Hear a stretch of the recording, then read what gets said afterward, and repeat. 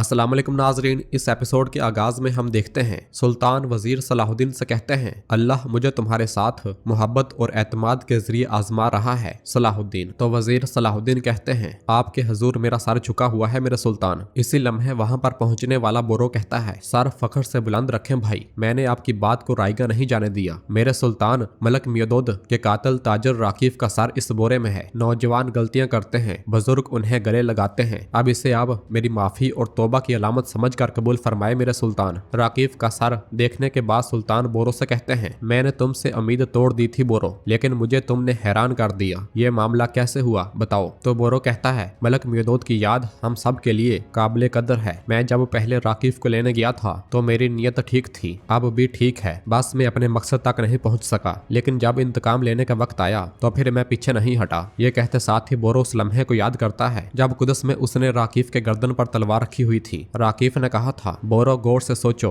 तुम अपने दोस्तों से मुंह मोड़कर नूरुद्दीन के इंतकाम को यकीनी बनाने के लिए उसके पाबंद नहीं हो। और फिर साहिरा ने कहा था, यकीन जानो बोरो, मेरे बाबा अपनी बात पर कायम रहेंगे। मगर बोरो का जवाब था, एक मुसलमान एक ही सुराख में 2 बार नहीं डसा जा सकता। मैं इंसाफ को यकीनी बनाने का पाबंद हूँ। राकीफ ने उसे वर्गलाने के लिए कहा था, कौन सा इंसाफ, अपने अंदर की आवाज सुनो, अपने अंदर की। तो जवाबन बोरो ने कहा था, मेरे अंदर की आवाज क्या कहती है, क्या तुम जानते हो? उन्हें जिंदा रहने की ताकत मेरी तलवार की नोक पर है, ये कह रही है। और फिर साहिरा ने कहा था, बोरो ऐसा ना करो, मौत हम सब के लिए तबाही लाएगी। तो जवाबन बोरो ने कहा था, इसके बरक्स जान के बदले जान मेरी जिंदगी है। ये कहते साथ ही बोरो ने राकीफ का गला काट डाला था। राकीफ अपने अंजाम तक पहुंच गया था जबकि साहिरा उसके पास बैठी रो रो कर बाबा बाबा पुकार रही थी। और फिर इस ख्याल के बाद सुल्तान बोरो से कहते हैं, तुमने अपनी गलती की तलाफी कर ली है बोरो, अब से जो हमारी जिम्मेदारी है, हमारी दहलीज पर शर्मिंदगी के साथ आने वालों को अपनी आगोश में जगह देना है। अल्लाह तुम्हारी तलवार तेज करे। ये कहते साथ ही सुल्तान फरमान वापस सलाहुद्दीन को लौटा देते हैं। और फिर वजीर सलाहुद्दीन कहते हैं, राकीफ की मौत के बाद कुदस और बाज़ंतीन के बाहमी इत्तेहाद का मुतज़लज़ल हो जाने की उम्मीद करता हूँ मेरे सुल्तान। तो सुल्तान कहते हैं, फिर भी हमें मुहतात रहने की जरूरत है, इमारत दस्तबरदार नहीं होगा। और फिर वजीर सलाहुद्दीन कहते हैं, मेरे सुल्तान जितना बड़ा मुश्किल मंसूबा था, अगर वहाँ से जिंदा निकले हैं तो अब के बाद की सूरत हाल को भी अल्लाह के हुक्म से संभाल लेंगे। अल्लाह पाक तुमसे भी राजी हो बोरो, तुमने मेरे एतमाद को ठेस नहीं पहुंचाई। तो बोरो कहता है, असल में अल्लाह पाक हमारे शहीद से राजी हो। यह सुनकर वजीर सलाहुद्दीन परेशान होते हुए पूछते हैं, हमारे शहीद? तो बोरो कहता है, अगर हम सही सलामत यहाँ तक पहुँचे हैं तो उसकी हिम्मत की मरहूने मिन्नत है। तो वजीर सलाहुद्दीन पूछते हैं, किसकी? जबकि सुल्तान भी परेशान हो रहे होते हैं और बोरो कुछ कह नहीं पाता।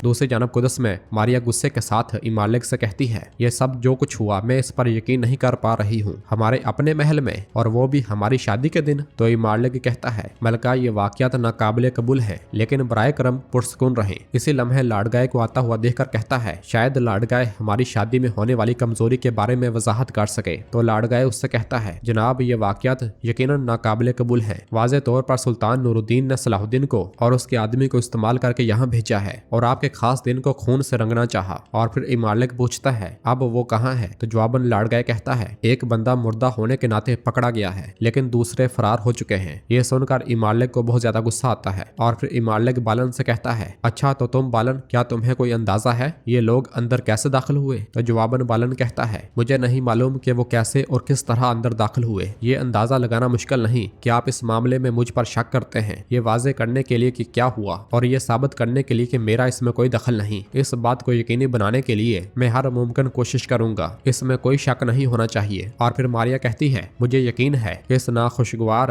वाक़े के जिम्मेदारों को बेनकाब किया जाएगा। और फिर इमालिक पूछता है, राकीफ कहाँ है? तो वहाँ आने वाली साहिरा कहती है, मेरे बाबा मर चुके हैं। ये सुनते साथ ही सबकी आंखें खुली की खुली रह जाती हैं। और फिर इमालिक पूछता है, ये किसने किया? तो साहिरा कहती है, बोरो ने, सलाहुद्दीन के भाई बोरो ने। ये सुनकर इमालिक को बहुत ज्यादा गुस्सा आता है। दूसरी जानब हम देखते हैं कि वजीर सलाहुद्दीन के तमाम साथी खेमे में दाखिल होते हैं और उन्हें देखते हुए वजीर सलाहुद्दीन ये जांच रहे होते हैं कि शहीद कौन हुआ है। उनके तमाम साथी बहुत ज्यादा गमगीन दिखाई दे रहे होते हैं। और फिर उर्फा को ना देखते हुए वजीर सलाहुद्दीन कहते हैं, उर्फा। और फिर सुल्तान उन्हें हौसला देते हुए कहते हैं, अल्लाह उसकी शहादत कबूल फरमाए। और फिर एथरस रोते हुए कहते हैं, आमीन। वो चला गया मेरे वजीर, मेरा शेर भाई, मेरे दुख सुख का साथी, मेरा भाई, वो चला गया, हम उसे नहीं बचा सके, हम उसे नहीं बचा सके। और फिर वजीर सलाहुद्दीन एथरस को हौसला देते हुए हुए कहते हैं, हम दोबारा जरूर मिलेंगे। हमारा अहद दुनिया की हद तक नहीं था एथरस, हम आखिरत में भी साथी होंगे। यह सुनकर एथरस को हौसला मिलता है और वो कहते हैं, इंशाल्लाह मेरे वजीर। और फिर बोजोक कहता है, उर्फा ने हमारी हिफाजत के लिए अपनी जान कुर्बान कर दी मेरे वजीर। और फिर अदरीस भी कहता है, मेरा दिल अंदर से जल रहा है, हमने उसकी लाश को काफरों के हाथों में छोड़ दिया। अपने साथियों को इस तरह गमगीन देखकर वजीर सलाहुद्दीन कहते हैं, बहादुरों अपना सर बुलंद रखो। जिस तरह हमने अमीर शेरकू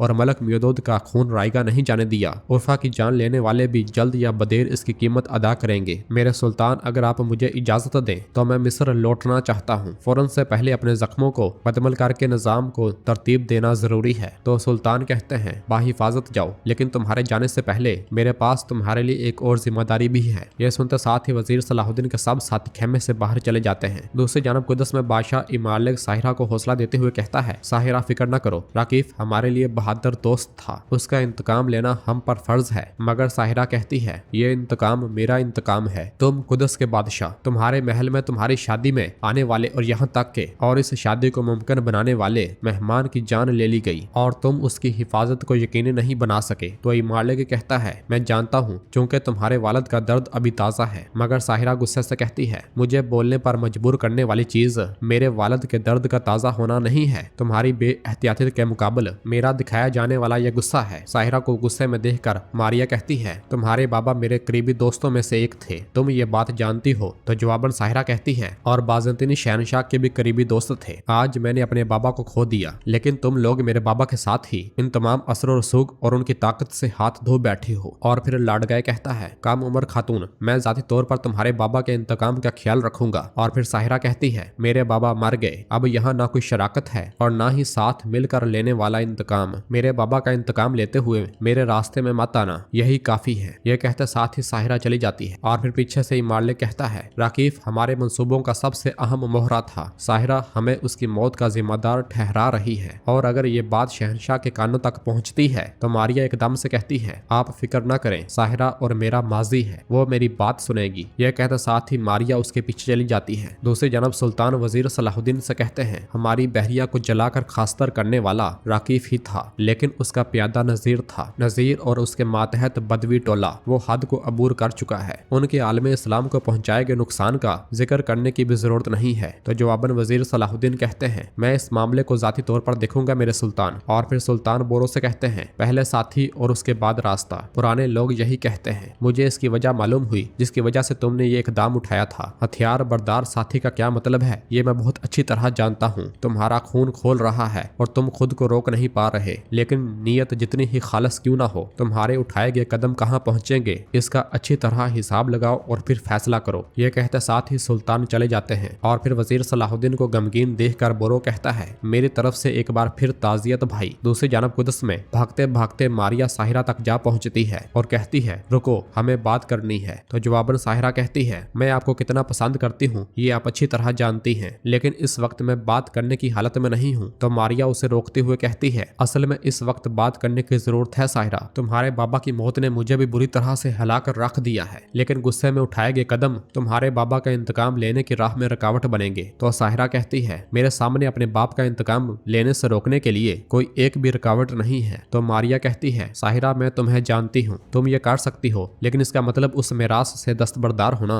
जिसके लिए तुम्हारे बाप ने अपनी जिंदगी वक्फ कर दी, और इसका मतलब मिस्र को जंगियों के लिए छोड़ना है। क्या वाकई तुम्हारी नजर में ऐसा इंतकाम होना चाहिए? तो साहिरा कहती है, क्या मैं अपने बाप के कातल को हाथों को हिलाते हुए बाहर आजादाना जिंदगी गुजारने के लिए इजाजत दे सकती हूँ? तो मारिया कहती है, वो जिंदा रहेगा ये सच है, लेकिन उसका गुजारा गया हर लम्हा दर्द झेल कर पछता कर गुजरेगा। मत भूलो साहिरा, अजीम इंतकाम के लिए ताकतवर इत्तेहादियों की जरूरत होती है, और तुम्हारी इत्तेहादी इस वक्त तुम्हारे सामने खड़ी है। अब तुम मिस्र जाओ, तुम अपने बाप का इंतकाम अपनी तलवार से नहीं बल्कि अपने दिमाग से लोगी, ये सब को दिखाओ। अपने बाप के विरसे की हिफाजत करो साहिरा। ये सुनकर साहिरा सोच में पड़ जाती है। दूसरी जानब काहिरा में कारातेगन काजी फाजल से कहता है, काजी फाजल इसे लिखो, लिखो इसे, हमने भेड़िए की तरह महल पर धावा भूला, बादशाह का वो मशीर हर चीज का हिसाब रखता था। तुम भी लिखो, वैसे भी तुम्हारे हाथ इस काम में ज्यादा महारत रखते हैं। लिखो, तुम लिखो, हमने बहादुर जंगजुओं की तरह लड़ाई लड़ी, यहाँ तक कि शमसा खातून ने भी जाकर चातलियों के पीठ में खंजर घोंप दिया, लेकिन मेरे बारे में अलग से लिखो। कारातेगन के मैदान में दाखिल होते ही सब चूहों की तरह भाग गए, ये लिखो। और फिर लतीफ कहता है, एक तलख फतह हमारे पास पास एक शहीद भी है। उर्फा का दर्द हम सब के सीनों में मौजूद है। तो कारातेगन कहता है, हाँ ये भी लिखो, उसकी रूह की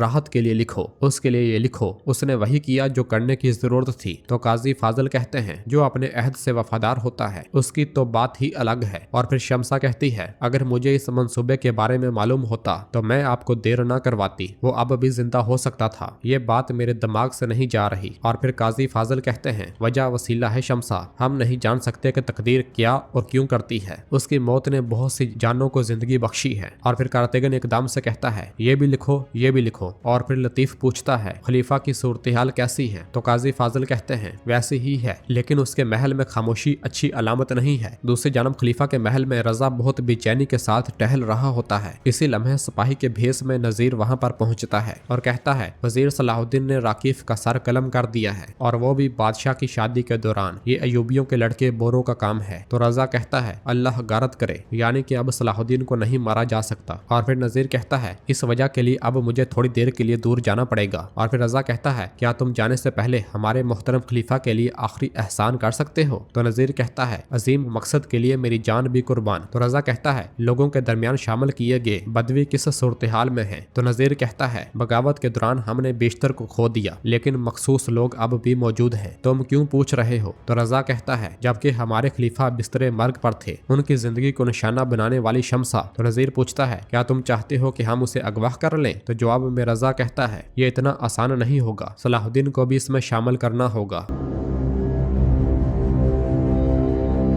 तो नाज़रीन, इसके साथ ही एपिसोड भी खत्म करते हैं। मिलते हैं बहुत जल्द अगली एपिसोड के साथ। वीडियो को लाइक कर दें और जिन दोस्तों ने अभी तक चैनल सब्सक्राइब नहीं किया वो जल्दी से चैनल सब्सक्राइब कर दे और बेल आइकन यानी घंटी वाले निशान को भी प्रेस कर दे, ताकि आने वाले एपिसोड आपको आसानी मिल सके। दुआओं में याद रखें। अल्लाह हाफ़िज़।